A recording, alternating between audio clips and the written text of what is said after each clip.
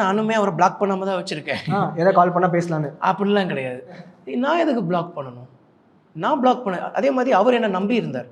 ஒரு மஞ்சள் வீரன்னு சொல்லி ஒரு படத்தில் என்னை நம்பி இருந்தார். நான் வேணான்னு சொல்லிட்டா ஒரு கேள்விக்குறி இருந்தது தானே. ஏன்னா நம்மளையே ஏன்னா ஃபர்ஸ்ட் லுக்கில் நான் மட்டும்தான் இருந்தேன். நானும் ஒரு பார்ட்டாக இருந்தேன். கண்டிப்பாக அது இல்லைன்னு சொல்லி மறுத்துட முடியாது. அந்த படம் நல்லா பேசப்படுறதுக்கு நான் ஒரு பெரிய ஒரு பார்ட்டாக இருந்தேன். இப்போ நான் இல்லைன்னு சொல்லிட்டா அவர் என்ன பண்ணுவார்? அவ்வளோ கஷ்டப்பட்டு ஒரு படம் பண்ணணும்னு வந்திருக்கார், அவ்வளோ தோல்விகள் அடைஞ்சு.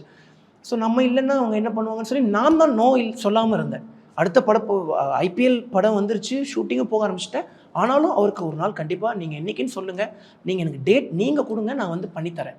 ப்ரொடக்ஷன்லாம் சரி பண்ணிட்டு எப்போ நீங்கள் ஃபஸ்ட் டே ஷூட்டிங் ஆரம்பிக்கிறீங்களோ என்றைக்காக இருந்தாலும் சொல்லுங்கள், எல்லா வேலையும் தள்ளி வச்சுட்டு வரேன்னு சொல்லி நான் சொல்லியிருந்தேன். பட் அப்போ கூட நான் அவரை வேணான்னு சொல்லலை, அவர் தான் என்ன வேணான்னு சொன்னார். அந்த மாதிரி நான் யாரையுமே பிளாக் பண்ணது கிடையாது. நம்மளும் நீங்கள் பிளாக் பண்ணுறீங்களா, நல்லா அனுப்பிட்டு போங்க.